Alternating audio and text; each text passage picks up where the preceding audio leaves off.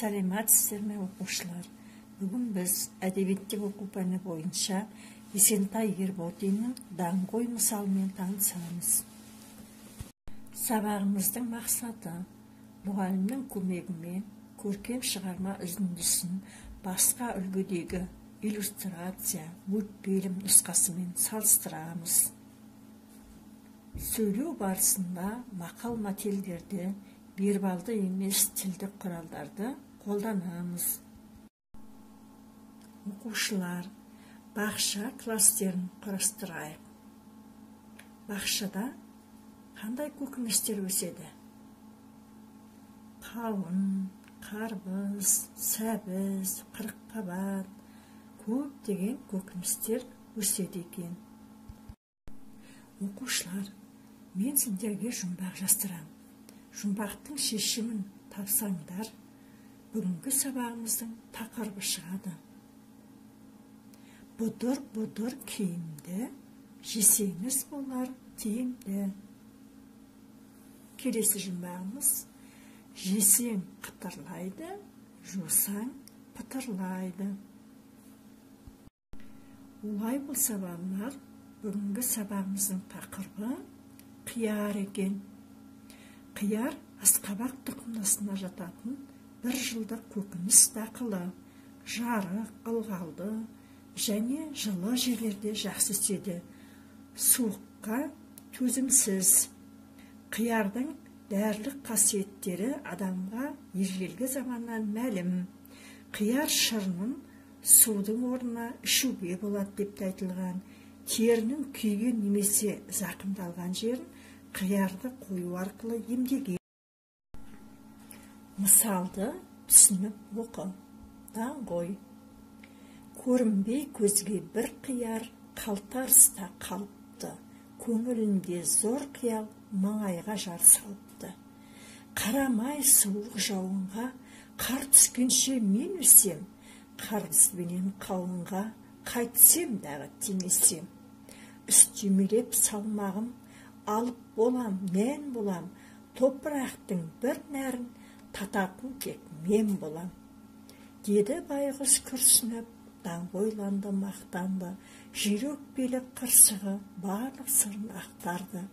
Бірақ болмай дегені, жетті уақыт мөлшері, тамырының қорегі таусылды да ол сенді. Жарамады жеуге де, адам қолға алмады. Жарамады жеуге де, мал маңына бармады. Жарамаса қадеге, құр жатқаннан не пайда? Өндірмесе дәнеме, мақтанғаннан не пайда? Есентай Ерботин. Сөздік пен жұмыс. Даңғой. Мағынасы мақтаншақ. Мән. Бұл жерде үлкен деген мағынаны білдіріп тұр. Есентай Ерботин 1940 жылы Павлодар облысында туған. Ақын. Шығармашылығына келетін болсақ, өрнек, өнеге, тағысқа көптеген кітаптары бар. Мәтін неліктен мысалға жатады? Белгілерін атаймыз. Кейіпкері, қорытынды ойы. Ал енді оқушылар, барлығымыз мысалды тізбектеп оқып шығайық. Қане оқушылар, мысалдың астындағы сұрақтарға назар аударайық. Бірінші тапсырма: мысалдан қиярдың сөзін тауып, мәнерлеп оқы. Екінші тапсырма: мақтанғаннан қияр қандай күйге ұшырады? Үшінші тапсырма: мысалда қорытынды ой айтылған жолдарды тауып оқы. Балалар, дәптерімізді ашып, сызбаны дәптерлерімізге толтырайық. Мысалда берілген сөздер, мағынасы жазылып тұр. Біздерге берілген тапсырма: мысалда берілген сөздерді тауып толтырамыз. Даңғойланды. Мағынасы мақтанды. Балалар, осы өмірде қияр сияқты мақтаншақ адамдар бар ма? Дұрыс айтасыңдар балалар. Өмірде қияр сияқты мақтаншы адамдар бар екен. Адамдардың жақсы және жаман қасиеттері болады. Соның ішінде сыртына әдісі бойынша салыстырайық. Жақсы әдет, жаман әдет. Балалар, қазір осы жақсы әдеттерді бір бөлек, жаман әдеттерді бір бөлек жазамыз.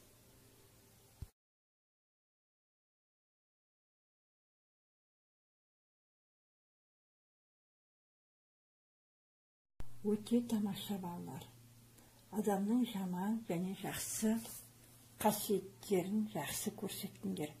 Яғни мақтаншақтық, өтірік, өсек айту, жалқаулық, жаман әдеттер екен. Бұл әдеттерден аулақ болу керек. Себебі жаман әдеттер жақсылыққа апармайды. Қолыңнан келгенше адамдардан бар жақсылықтарыңды аямаңдар.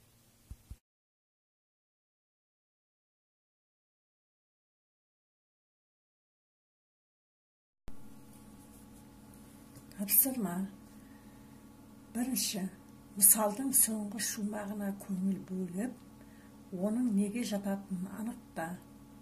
Мақал мәтел, нақыл сөз.